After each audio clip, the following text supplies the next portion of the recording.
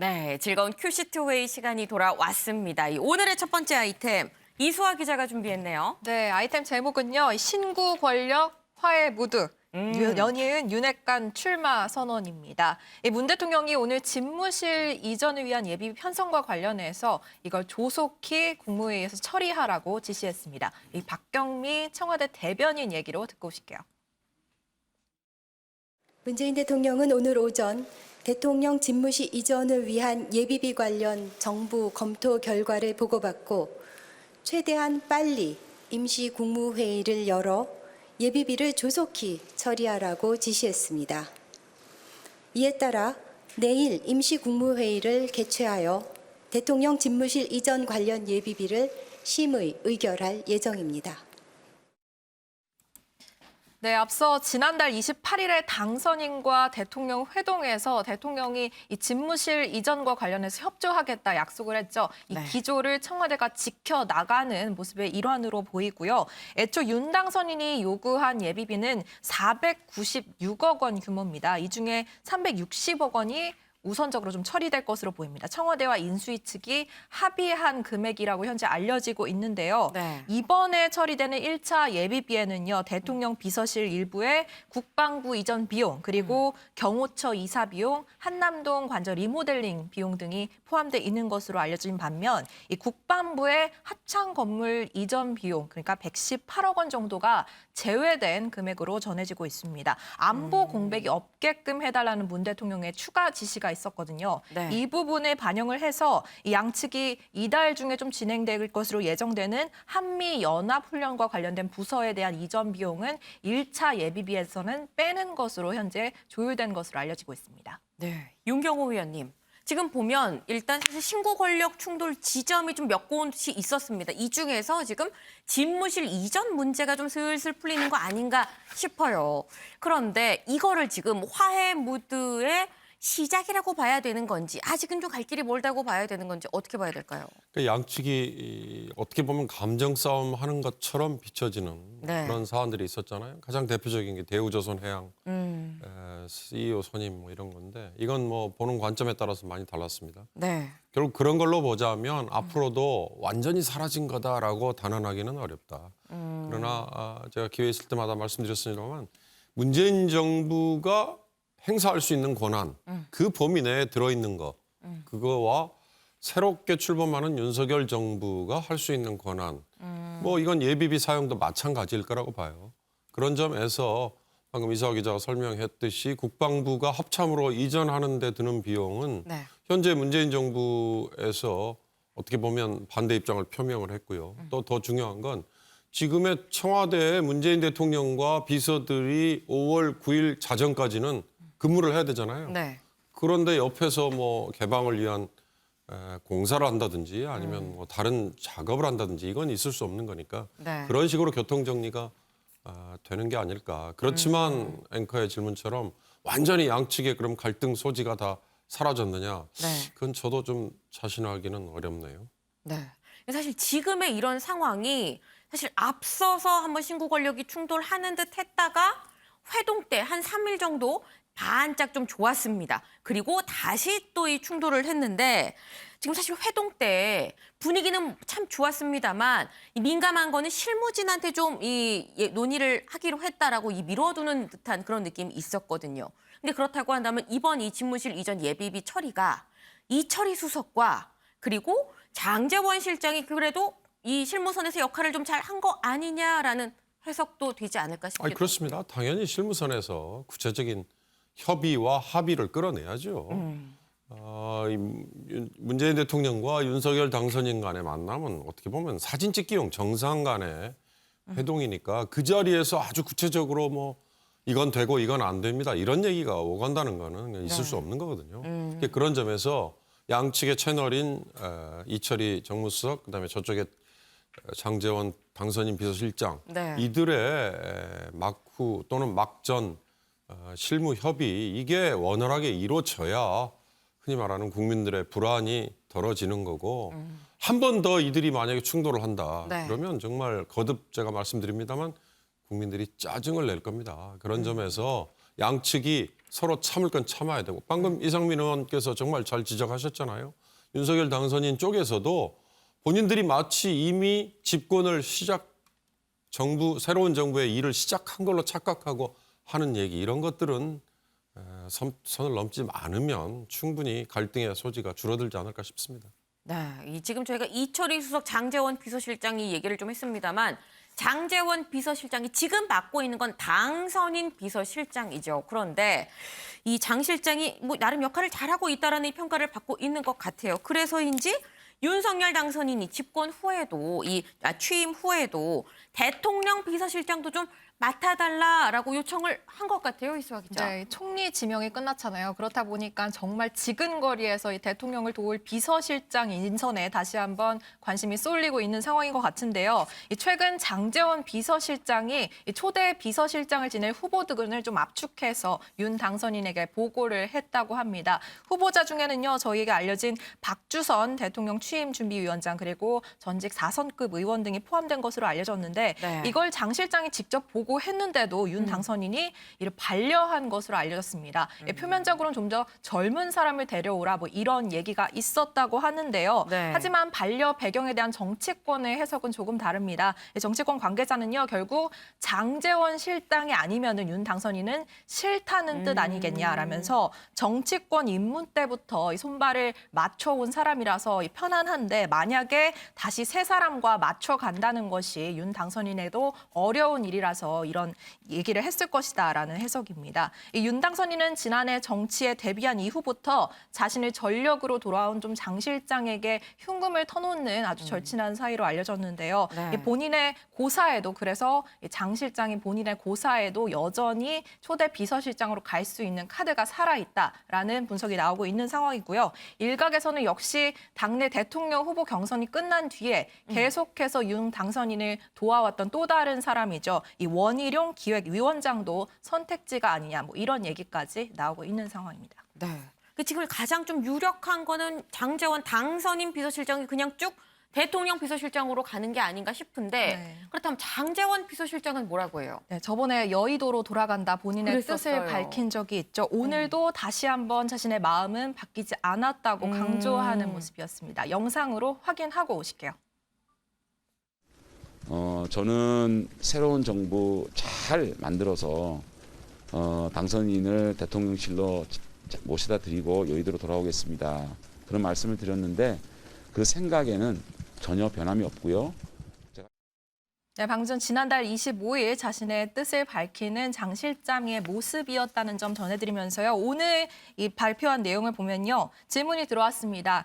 윤 당선인이 만약에 비서실장이 장 실장이 아니면 안 된다고 하면 어떻게 반응할 것이냐 이 문제에 대해서 네. 이 비서실장 문제는 너무 단정적으로 쓰면 곤란하다라고 기자들에게 얘기하면서 곤란한 기사는 안 썼으면 좋겠다. 그리고 내 마음은 변한 것이 없다. 내가 인사를 총괄하고 있는데 만약에 자신이 비서실장으로 들어가면 좀 말이 안 되지 않느냐라면서 좀 더 정무 감각이 안정되고 검증된 분이 당선인을 잘 모셨으면 좋겠다라고 말하는 모습이었습니다.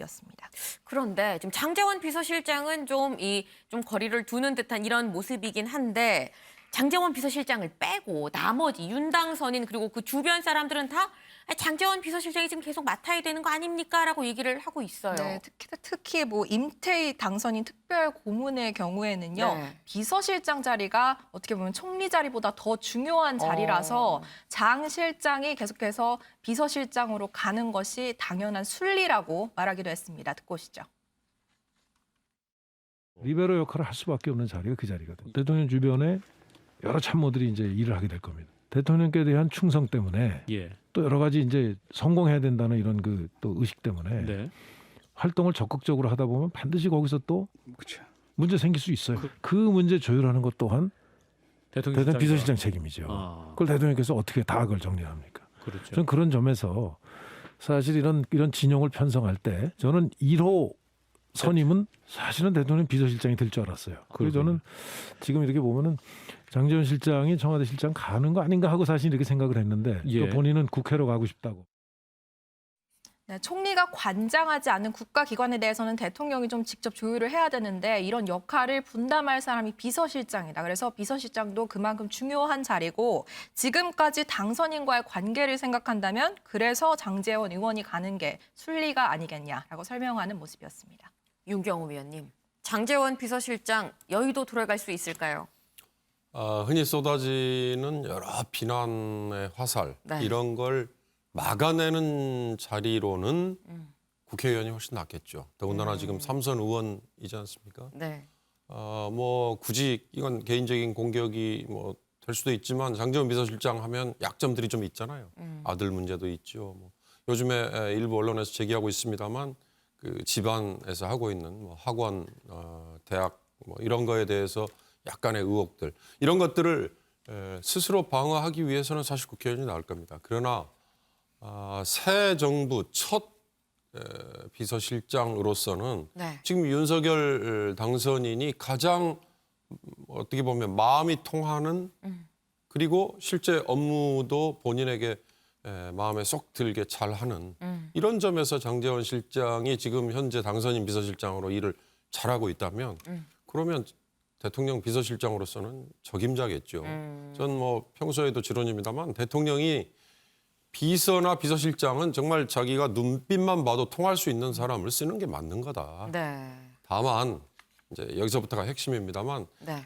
지금 청와대 또는 대통령 비서실, 대통령 집무실을 이전하겠다고 하는 거는 대통령실의 역할을 줄이겠다잖아요. 그쵸. 이 이전 정부까지 각 부처마다 관장하는 뭐 수석부터 비서관까지가 다 있고 그리고 모든 일을 다 청와대에서 대통령이 다 관여하는 이런 시스템이 아니라 내각을 활용하겠다라고 한다면 네. 그렇다면 대통령 비서실장과 대통령 비서실은 줄일 수밖에 없지 않습니까?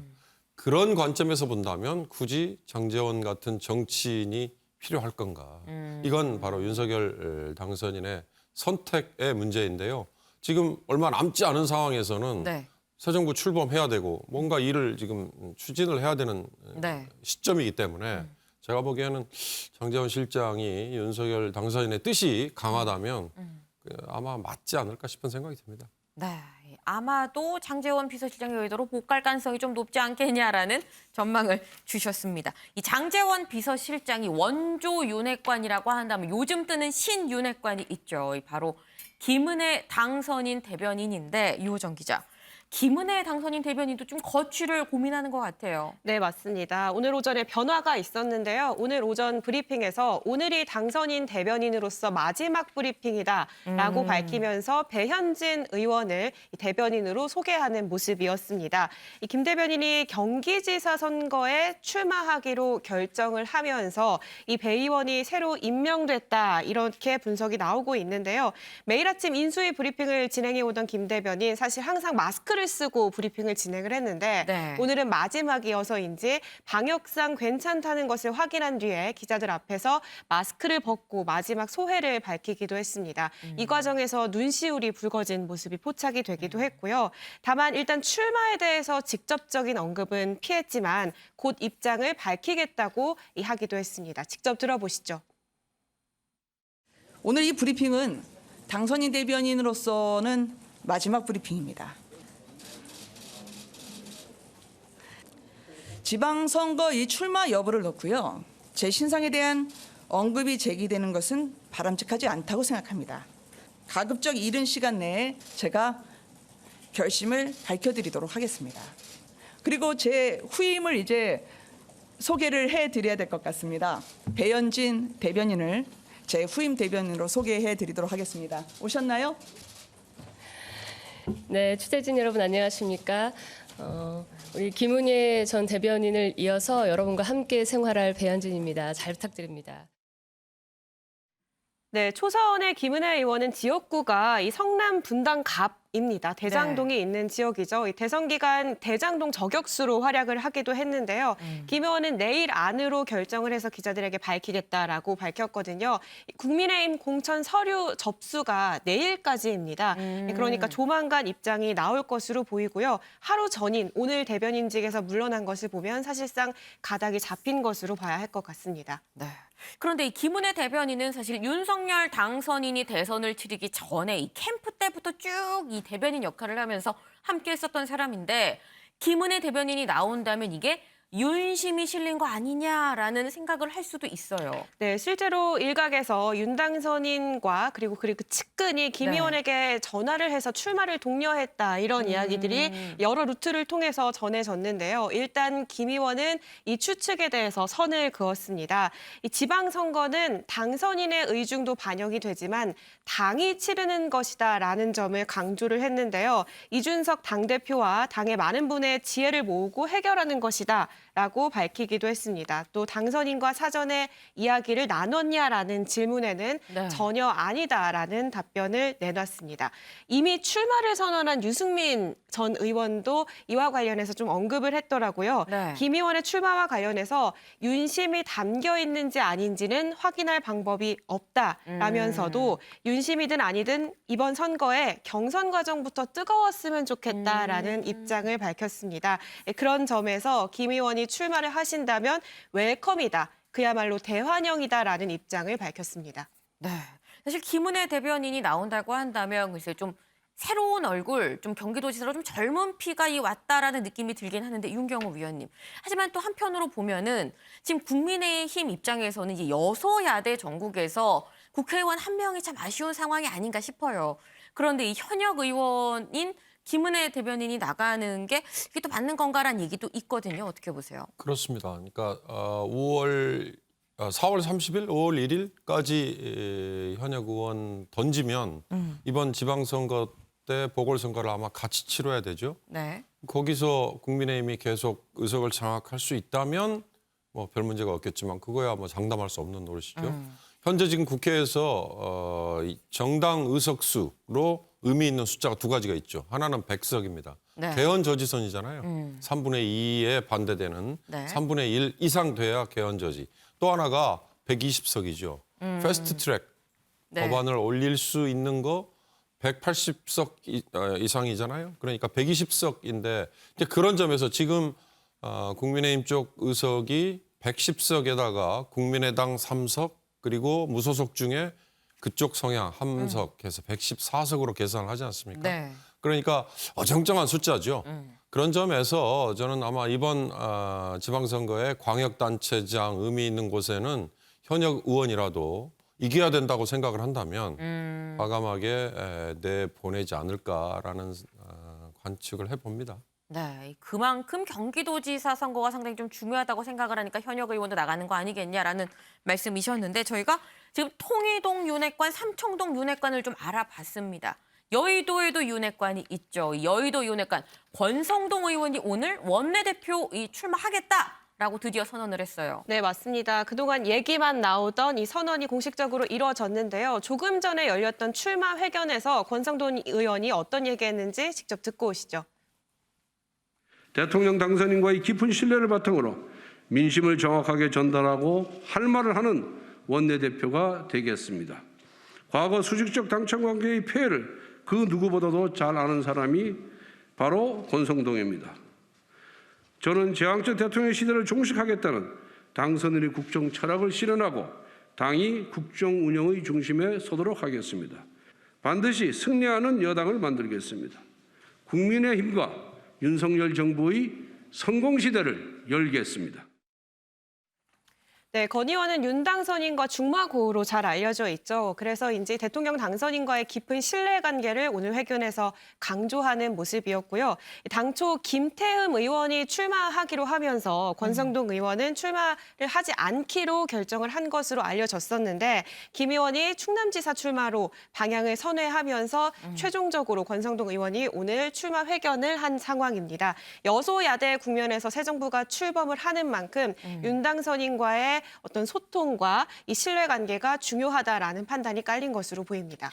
근데 사실 이 김태흠 의원이 충남지사로 좀 선회를 하면서 그럼 권성동 의원이 그냥 추대되는 거 아닌가 하는 이 추측도 있었었는데 보니까 추대는 아닌 것 같아요. 네, 맞습니다. 원내대표 선거 방식을 이 추대, 합의 추대로 하자라는 목소리도 나왔지만 조혜진 의원도 출사표를 던지면서 이 선거가 불가피해진 상황입니다. 이준석 대표 얘기 직접 듣고 오시죠. 저는 오는 8일 저희 국민의힘 원내대표 경선에 출마합니다. 누구와 가까우니까 유리하다. 힘 있는 사람을 내세워야 한다는 이야기는 그동안 우리가 고장난 녹음기처럼 지루하게 들어온 논리입니다. 벌써부터 그런 구태의연한 의식으로 퇴행한다면 변화와 개혁, 공존과 상생의 꿈은 요원하고 새 정부의 앞날에도 희망을 기대하기 어렵습니다. 이미 그 출마하기로 의사를 밝힌 다른 네. 분들이 있습니다. 예. 그러면 원칙적으로 출마 여러 번 하시게 되면 추대는 불가능합니다. 우선 경선은 치러야 되는 것이고 무조건 경선 갑니까? 뭐 그 며칠 안 되는 이게 기간 동안에 뭐 음흠. 조정이 좀 있을 수는 있겠습니다만은 지금까지는 출마 의사가 있으신 분이 최소한 뭐 권성동 의원이 나오신다면은 그 포함해서 한 3분 이상 있을 거로 보여가지고 예, 예. 그게 단기간에 조정되긴 쉽지 않을 거다라는 생각을 하거든요. 네, 조 의원 역시 최근까지 고심을 하다가 권성동 의원이 경쟁 없이 단독으로 추대되는 것을 반대하는 의원들의 의견을 받아들여서 출마를 최종적으로 결정한 것으로 전해지고 있고요. 이로써 현재까지는 윤핵관 대 반윤핵관 진영으로 구도가 짜여진 상황인데 이 외에도 김도읍 의원 역시 주변 네. 의원들의 이 추천을 받고 고심하고 있는 것으로 전해지고 있습니다. 네, 이 국민의힘 원내대표 선거도 좀 상당히 흥미로워지고 있습니다. 윤핵관 대 비윤핵관의 대결 결과가 어떻게 될지 좀 지켜봐야 될 것 같네요.